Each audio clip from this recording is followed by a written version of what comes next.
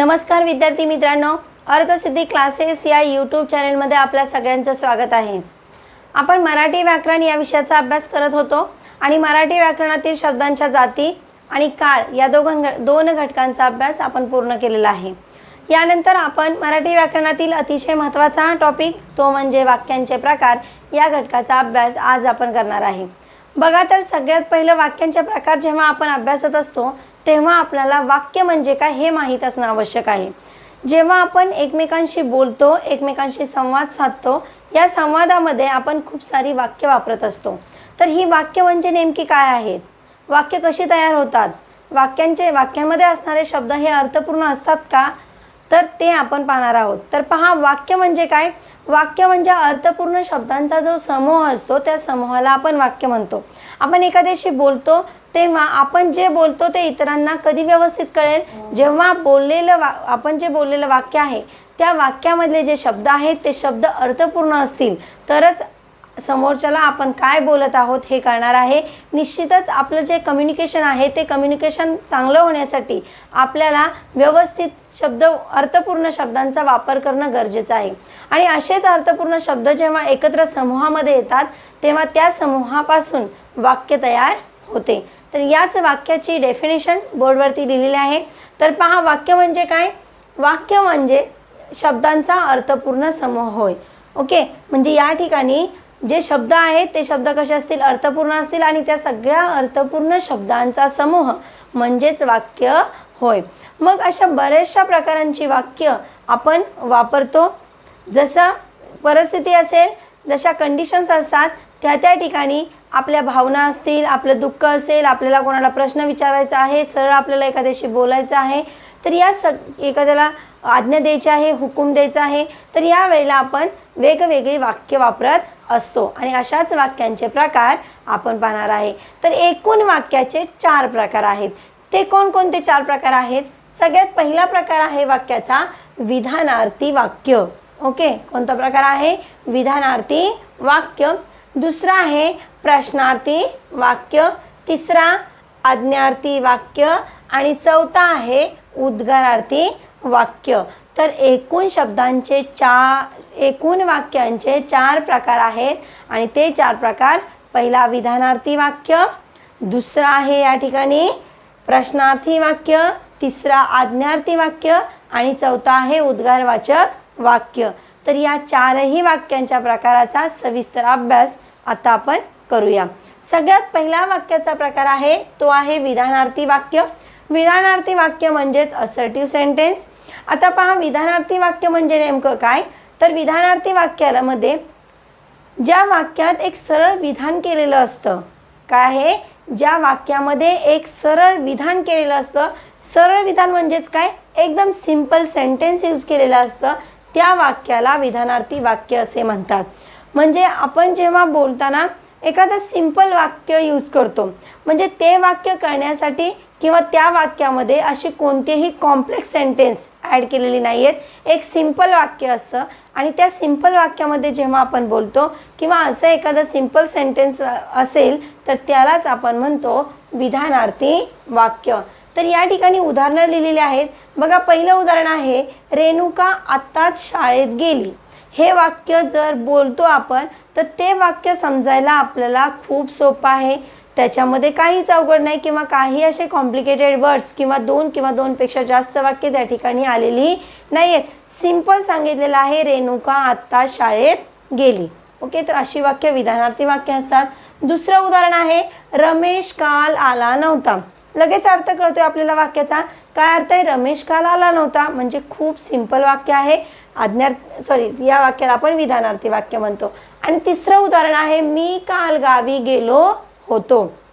या वाक्यामध्ये सुद्धा सिंपल सेंटेन्स आहे आणि आपल्याला त्याच्यामध्ये समजायला काही अवघड नाहीये। म्हणजेच विधानार्थी वाक्य ओळखताना लक्षात काय ठेवायचं आहे, विधानार्थी वाक्यामध्ये विचारले गेलेले जे वाक्य आहेत ती वाक्य सिंपल सेंटेन्स असतात, त्याच्यामध्ये एकदम सरळ विधान केलेलं असते आणि ते जर सरळ विधान असेल तर त्या वाक्याला विधानार्थी वाक्य म्हणतात, बरोबर।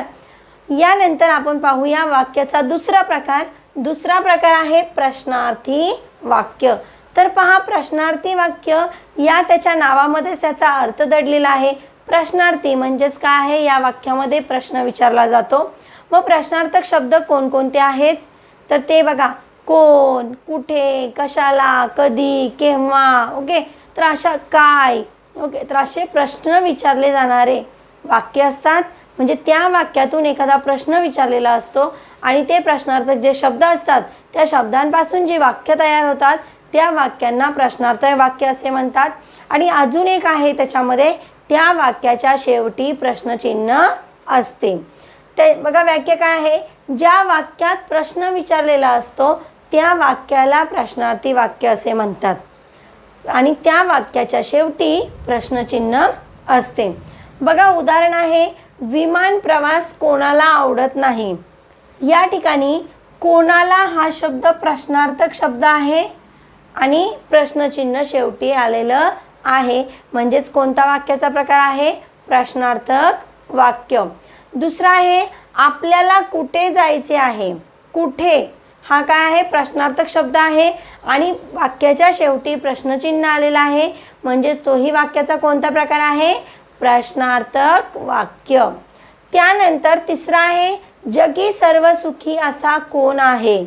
या ठिकाणी कोण हा शब्द काय आहे, प्रश्नार्थक शब्द आहे आणि हा प्रश्नार्थक शब्द काय दाखवत आहे, जगी सर्व सुखी असा कोण आहे.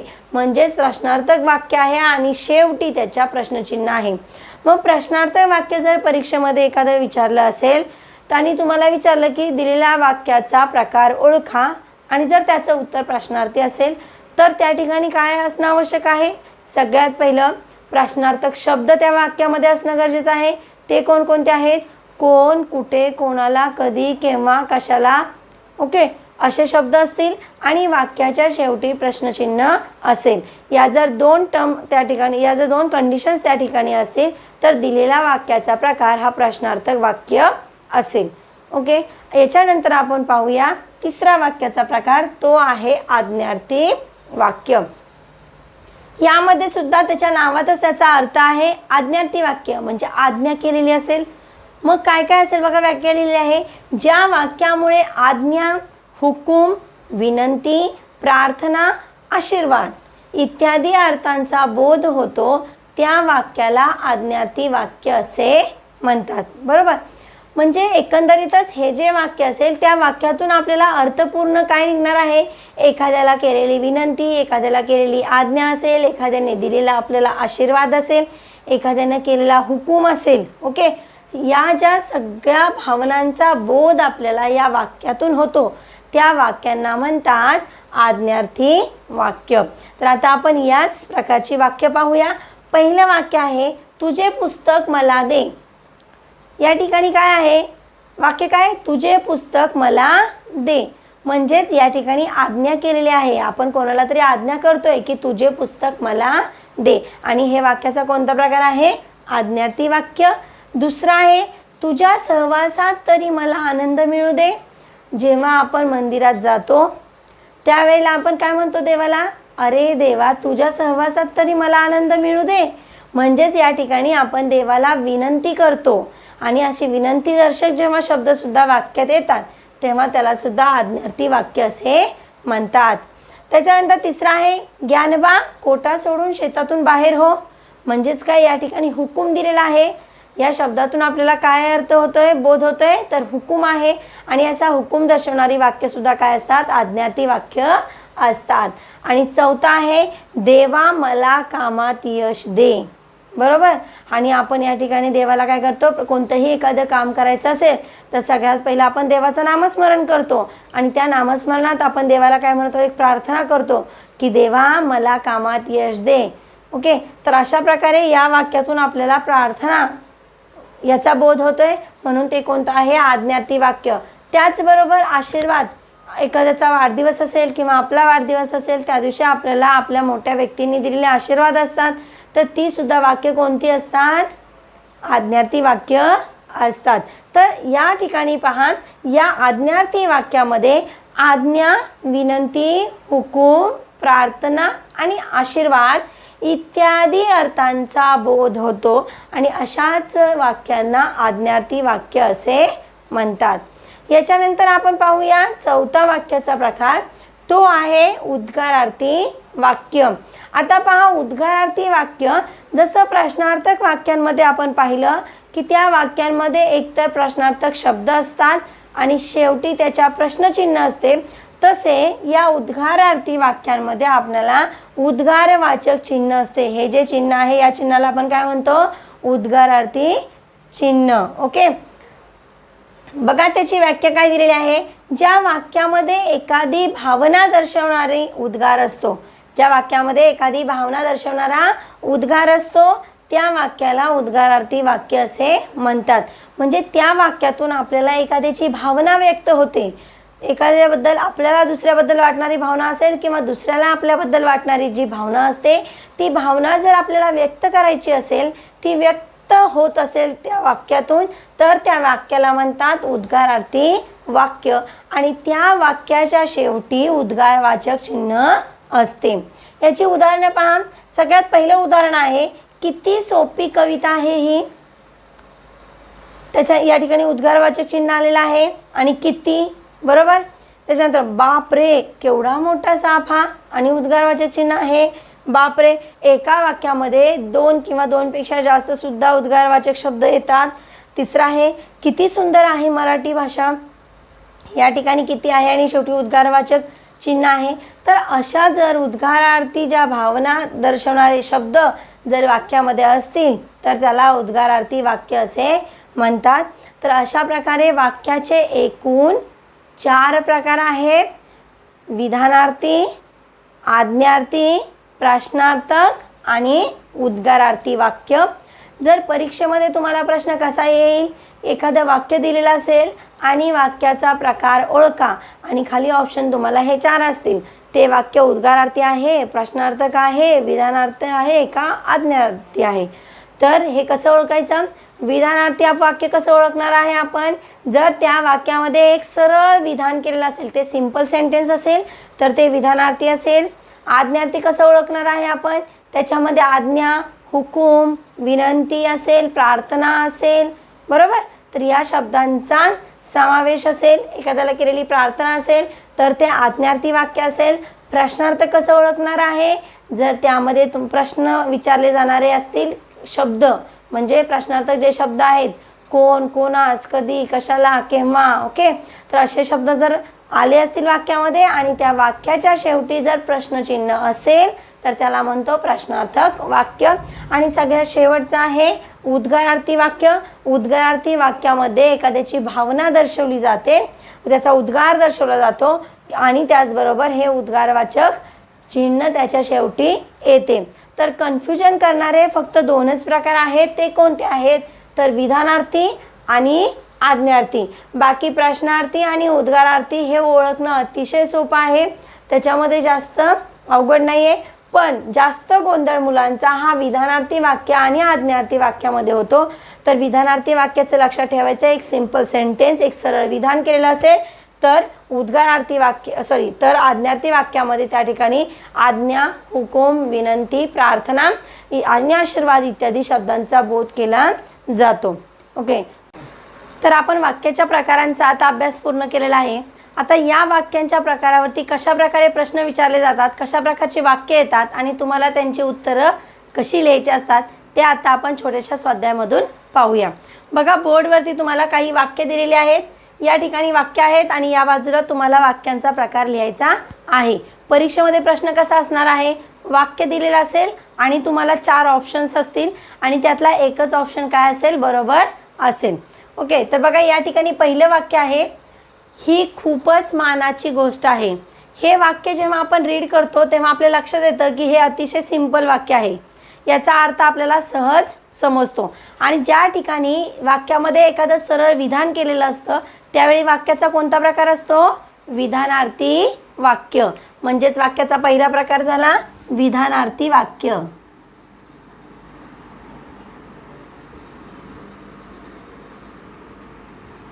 यानंतर पहा, दुसरं वाक्य आहे, किती सुंदर आहे ज्योत.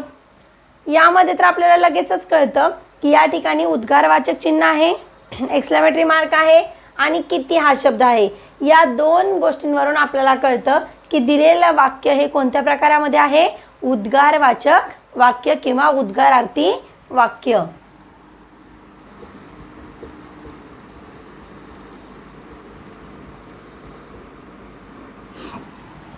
लक्षात आलं उद्गारार्थी वाक्य कसं ओळखायचं. उद्गारार्थी वाक्यामध्ये या ठिकाणी एक्सक्लेमेटरी मार्क तर असतोच आणि या ठिकाणचा शब्द कोणता आहे, किती. बरोबर.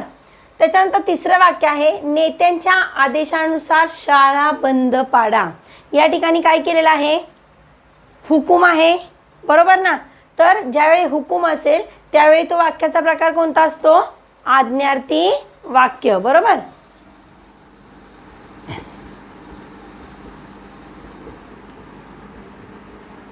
आणि आज्ञार्थी वाक्यामध्ये काय असेल, एखाद्याला केलेली विनंती असेल, प्रार्थना असेल किंवा हुकूम असेल, या गोष्टींचा भाव आपल्याला त्याच्यातून प्रकट होतो. अशी वाक्य आज्ञार्थी वाक्य असतात. त्यानंतर चौथं वाक्य आहे, आजकाल कोण कोणाकडे लक्ष देतो. बघा या ठिकाणी तर खूप सिंपल आहे. सगळ्यात पहिलं कोण. कोण हा शब्द प्रश्नवाचक शब्द आहे. बरोबर. म्हणजे प्रश्नार्थक वाक्यांमध्ये प्रश्नवाचक शब्द कोण, कुठे, कशाला, कधी असे शब्द तरी असतात आणि त्याचबरोबर वाक्याच्या शेवटी काय असतो, प्रश्नचिन्ह येते. आणि असं जर वाक्य असेल तर तो वाक्याचा कोणता प्रकार असतो, प्रश्नार्थक वाक्य.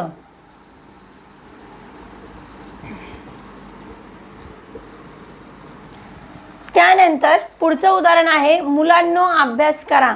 या ठिकाणी मुलांना काय केलेले आहे, आज्ञा दिलेली आहे, मुलांनो अभ्यास करा. तर हे वाक्य कोणतं आहे, आज्ञार्थी वाक्य.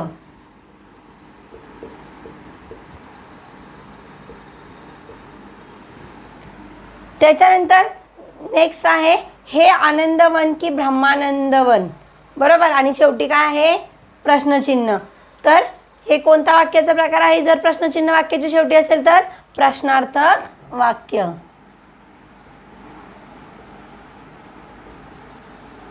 आणि शेवटचं वाक्य आहे, आता मला झोपू द्या. काय आहे, आता मला झोपू द्या. जसं आपण काय करतोय, या ठिकाणी विनंती करतोय, तर त्यावेळेला कोणतं आहे, आज्ञार्थी वाक्य. बघा तर अशा प्रकारे आपण एकूण 7 वाक्य पाहिली. ती 7 वाक्य कशा प्रकारे वाक्यांच्या प्रकारामध्ये डिवाइड केलेली आहेत ते बघितलं, किंवा त्या वाक्यांचा प्रकार कोणता आहे तो कसा ओळखायचा ते पाहिलेलं आहे. तर अशा प्रकारे आपण आजच्या या व्हिडिओ लेक्चरमध्ये वाक्य म्हणजे काय, वाक्याचे 4 प्रकार कोणकोणते आहेत आणि जर परीक्षेमध्ये असा प्रश्न विचारला तर कशा प्रकारे आपल्याला तो वाक्य प्रकार ओळखता येईल त्याच्या सिंपलशा ट्रिक आपण पाहिलेल्या आहेत. जर या व्हिडिओ लेक्चरबद्दल, या वाक्य प्रकाराबद्दल जर तुम्हाला कोणताही डाऊट असेल तर मला कमेंट बॉक्समध्ये कळवा. आणि जर हा व्हिडिओ तुम्हाला आवडला तर जास्तीत जास्त लाईक, शेअर, सबस्क्राईब करा. धन्यवाद.